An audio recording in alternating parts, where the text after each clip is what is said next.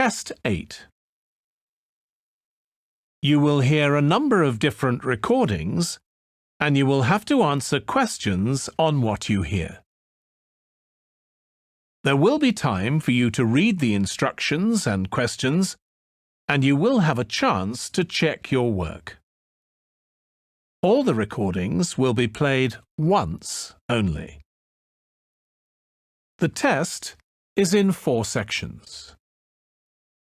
At the end of the test, you will be given 10 minutes to transfer your answers to an answer sheet. Now turn to Section 1.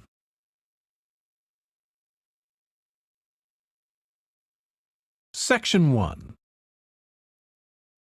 You will hear a telephone conversation between a woman who is looking for a job and a man from a company that organizes cycling holidays. First, you have some time to look at questions 1 to 6.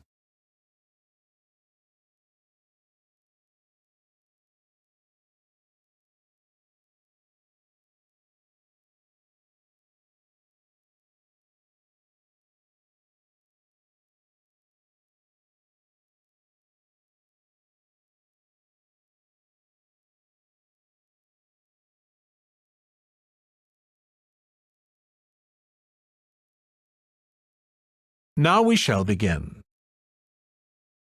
You should answer the questions as you listen because you will not hear the recording a second time.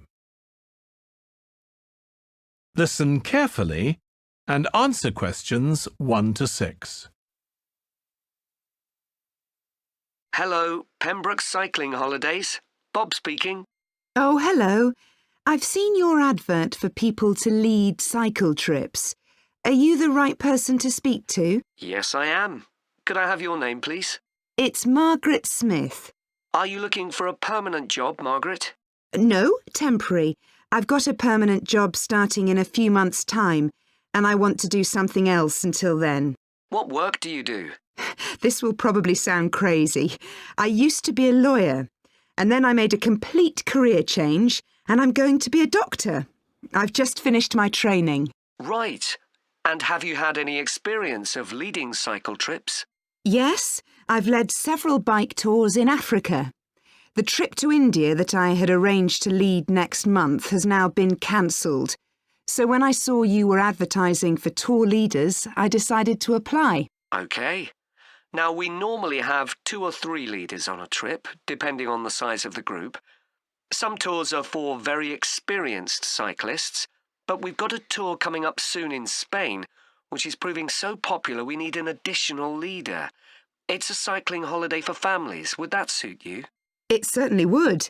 I enjoy working with children, and I probably need some more experience before I go on a really challenging trip. That tour includes several teenagers. Have you worked with that age group before? Yes, I'm a volunteer worker in a youth club where I help people to improve their cycling skills. Before that, I helped out in a cycling club where I taught beginners. Well, that's great.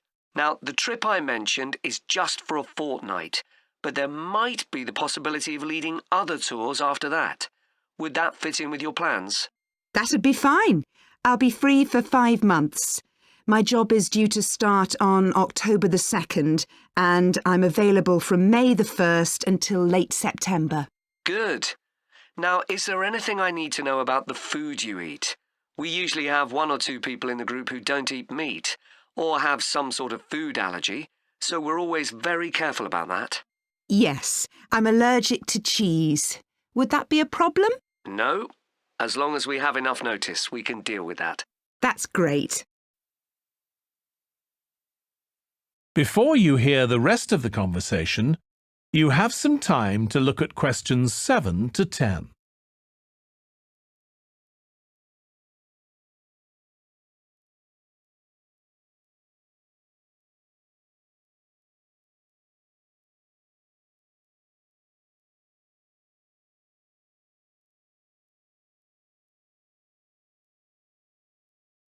Now listen and answer questions 7 to 10. It sounds really interesting. Would you like me to fill in an application form? Yes, please. Where should I post it to? Could you send it to 27 Arbuthnot Place, ARBUTHNOT Place, Dumfries, And what's the postcode, please? DG7 4PH. Was that P Papa or B Bravo? P Papa. Got that. If you could return the application form by Friday this week, we can interview you on Tuesday next week. Say 2:30? Would that be possible for you? Yes, it's fine. You're quite a long way from where I live, so I'll drive over on Monday. Should I bring anything to the interview? We'll have your application form, of course, but we'll need to see any certificates you've got that are relevant in cycling, first aid, or whatever. OK. And at the interview, we'd like to find out about your experience of being a tour guide. So, could you prepare a 10-minute talk about that, please? You don't need slides or any complicated equipment, just some notes. Right. I'll start thinking about that straight away. Good. Well, we'll look forward to receiving your application form and we'll contact you to confirm the interview. Thanks very much. Thank you, Margaret. Goodbye. Bye. That is the end of section 1. You now have half a minute to check your answers.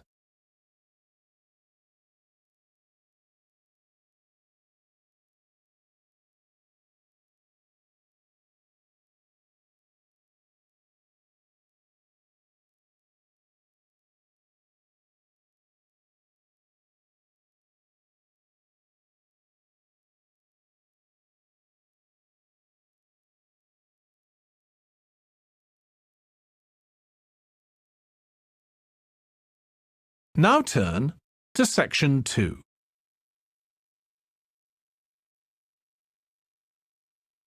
Section 2. You will hear a podcast about an area called the sheep market in a New Zealand city. First, you have some time to look at questions 11 to 14.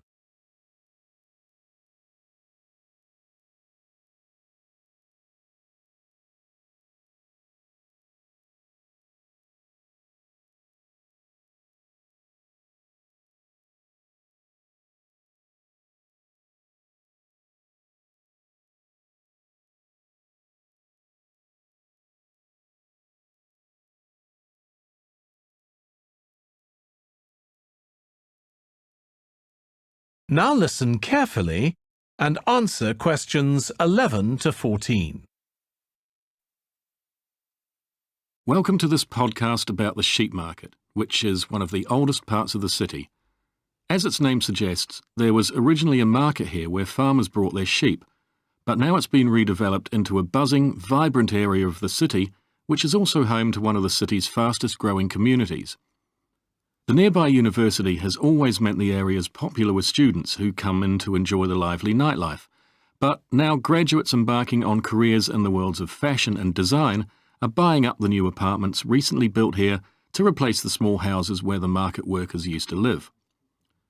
The narrow old side streets are great places for finding original pictures, jewellery and ceramics which won't break the bank, as well as local produce like fruit and vegetables. There's also lots of pavement cafes where you can have a coffee and watch tourists from all over the world go by. The oldest buildings in the area are on the main streets, including the city's first department store, built in the 1880s, which is still open today. The sheep market is a centre for fashion, and there's a policy of encouraging new young designers. The Young Fashion Competition is open to local young people who are passionate about fashion. This year, they've been asked to design an outfit based on ideas from the music and technology that's part of their everyday life, using both natural and man-made fibres. The garments will be judged by a panel of experts and fashion designers, and the winning entries will be modelled at a special gala evening. Parking at the sheep market is easy. There are plenty of pay and display car parking spaces on the roadsides, which are fine if you just want to stay for an hour or two. But if you want to spend the day there, it's better to park in one of the 4 underground car parks. It's not expensive, and if you can present a receipt from one of the local stores, you'll not be charged at all. After 6 p.m, many of the car parks have a flat rate which varies, but it is usually very reasonable. Before you hear the rest of the podcast, you have some time to look at questions 15 to 20.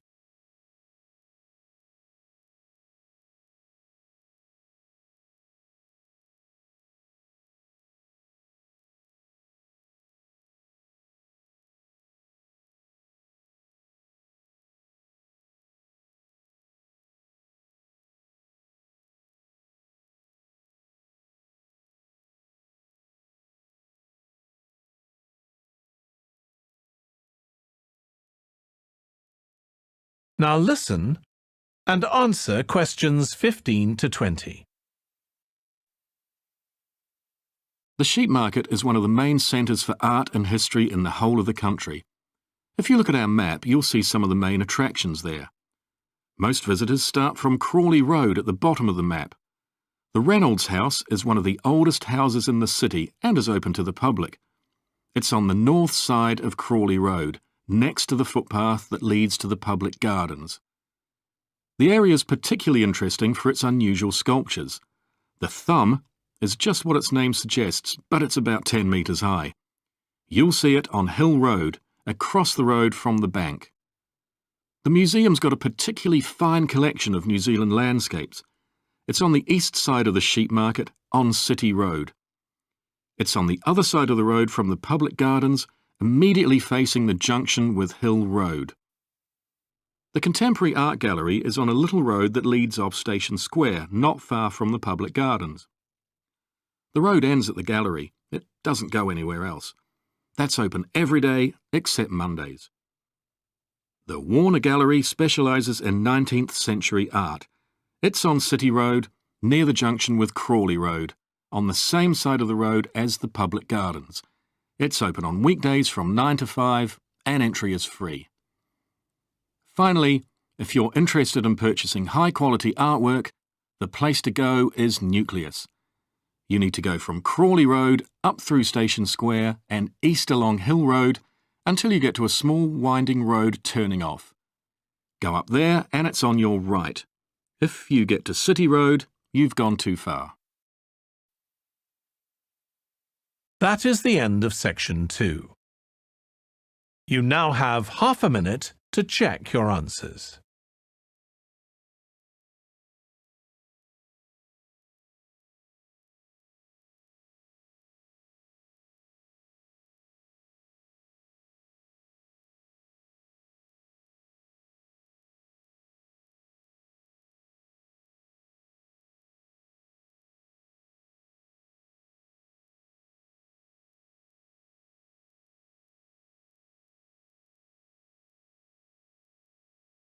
Now turn to section 3.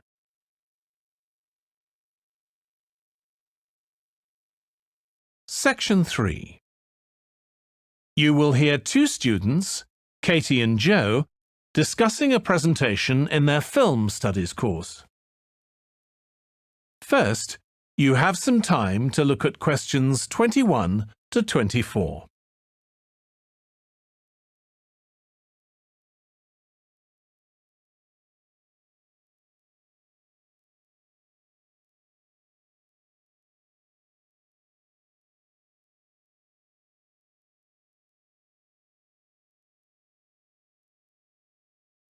Now listen carefully and answer questions 21 to 24. Joe, you know I'm giving a presentation in our film studies class next week. Yes. Well, could we discuss it? I could do with getting someone else's opinion. Of course, Katie. What are you going to talk about? It's about film adaptations of Shakespeare's plays. I've got very interested in all the different approaches that film directors take. So I thought I'd start with Giannetti, who's a professor of film and literature, and in one of his books he came up with a straightforward classification of film adaptations based on how faithful they are to the original plays and novels. Right. I've already made some notes on that, so I just need to sort those out before the presentation. I thought that next I'd ask the class to come up with the worst examples of Shakespeare adaptations that they've seen, and to say why. That should be more fun than having their favourite versions. Yes, I can certainly think of a couple. Right. Next, I want to talk about Rachel Malco. I came across something on the internet about her work on film adaptations, and I was thinking of showing some film clips to illustrate her ideas. Will you have enough time, though, both to prepare and during the presentation? After all, I doubt if you'll be able to find all the clips you want. Perhaps you're right. OK, well, I'd better do some slides instead, saying how various films relate to what she says. That should encourage discussion. Next, I want to say something about how plays may be chosen for adaptation because they're concerned with issues of the time when the film is made. You mean things like patriotism or the role of government? Exactly. It's quite tricky, but I've got a few ideas I'd like to discuss. Before you hear the rest of the discussion, you have some time to look at questions 25 to 30.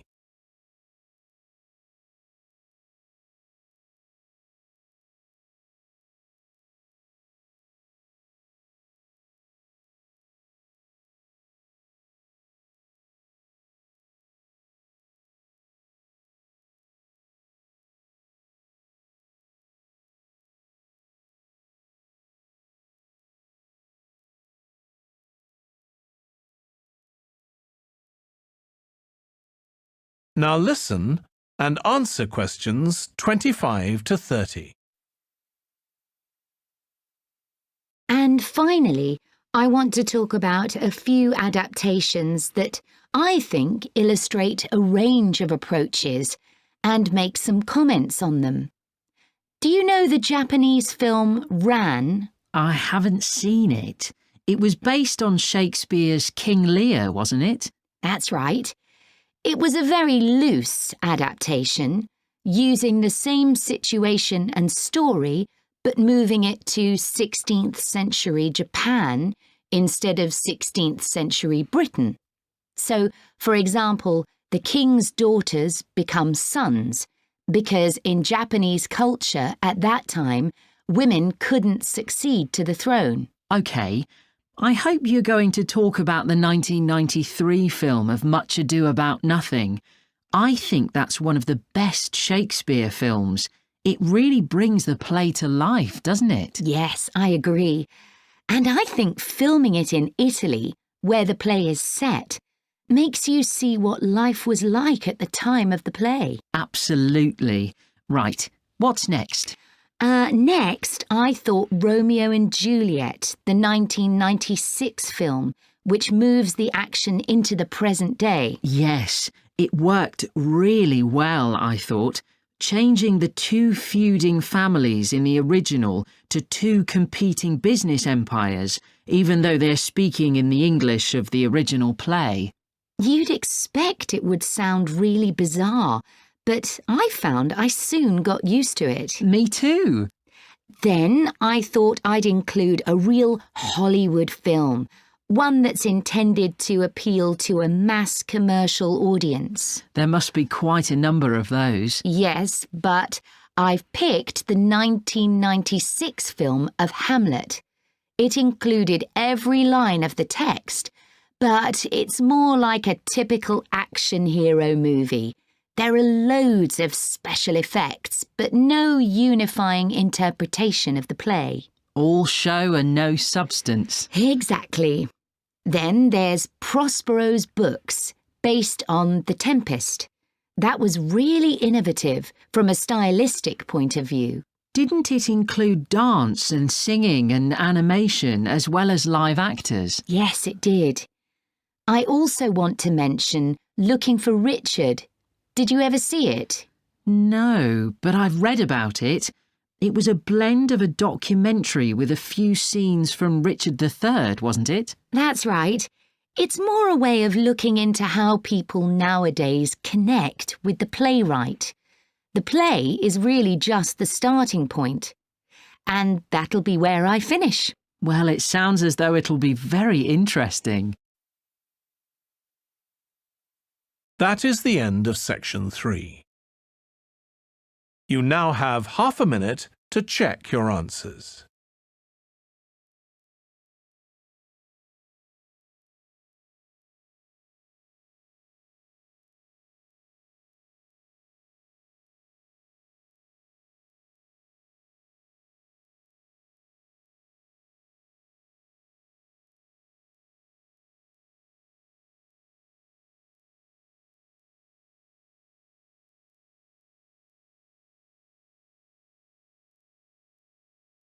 Now turn to section 4.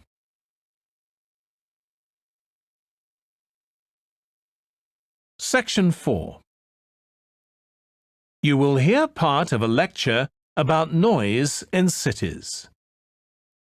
First, you have some time to look at questions 31 to 40.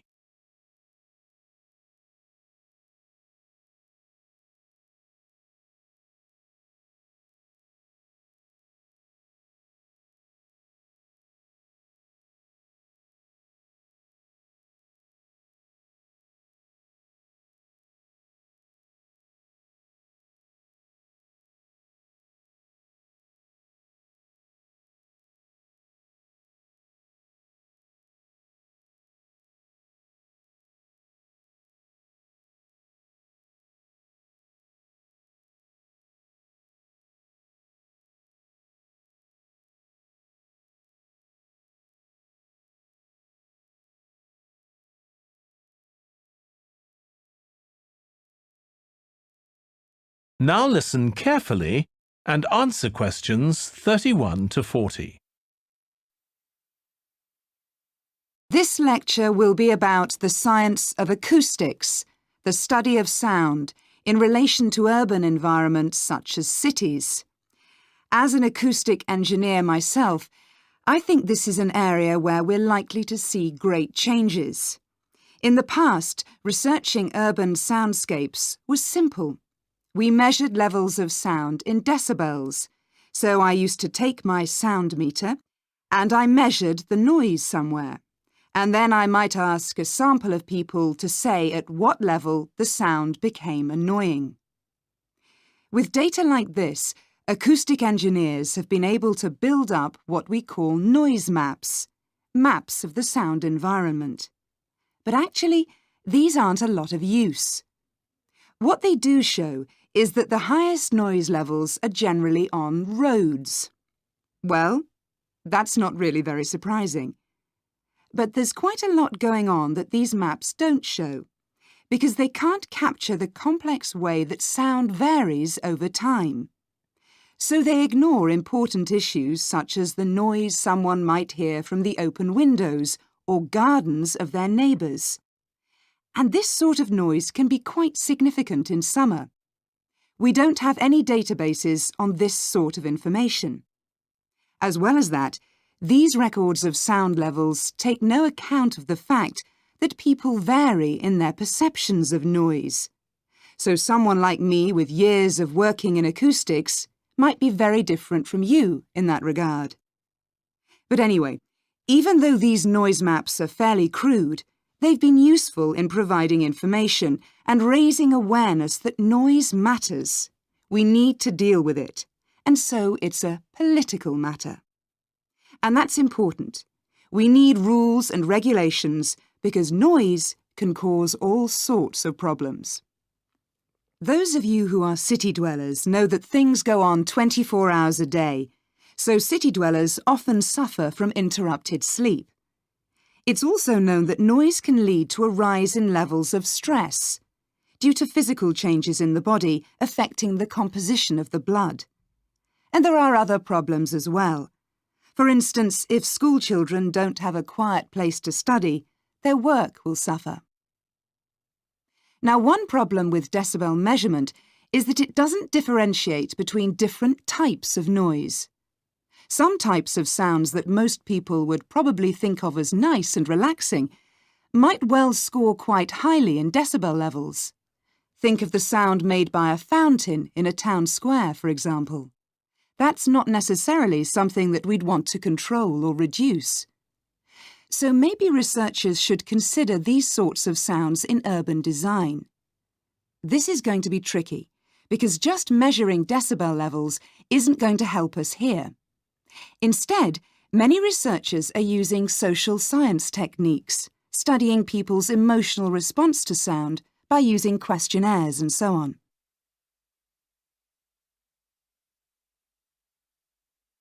So what exactly do people want to hear in an urban environment? Some recent interdisciplinary research has come out with results that at first sight seem contradictory. A city needs to have a sense of activity, so it needs to be lively, with sounds like the clack of high heels on a pavement or the hiss of a coffee machine. But these mustn't be too intrusive, because at the same time we need to be able to relax. One of the major problems in achieving this will be getting architects and town planners to use the research. Apart from studying the basics of acoustics, these people receive very little training in this area.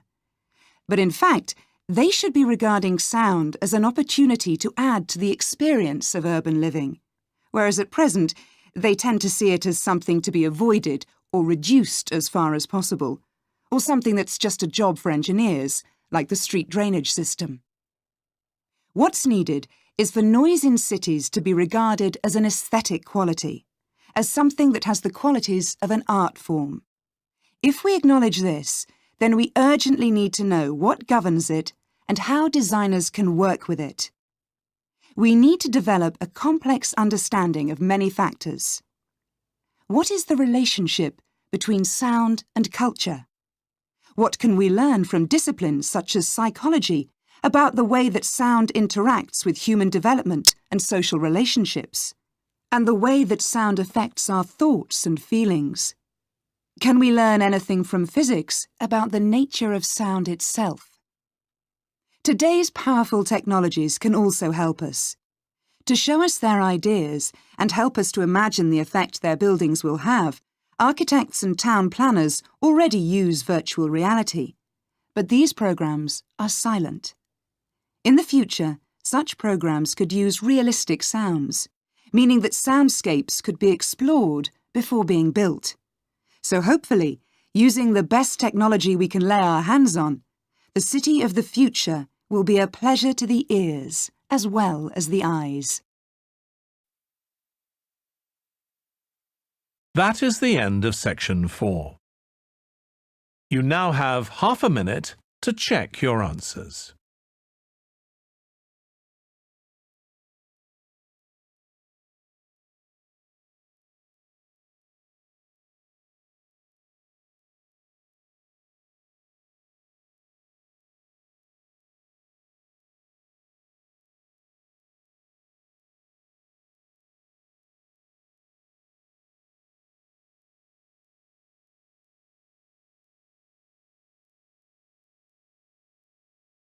That is the end of the listening test.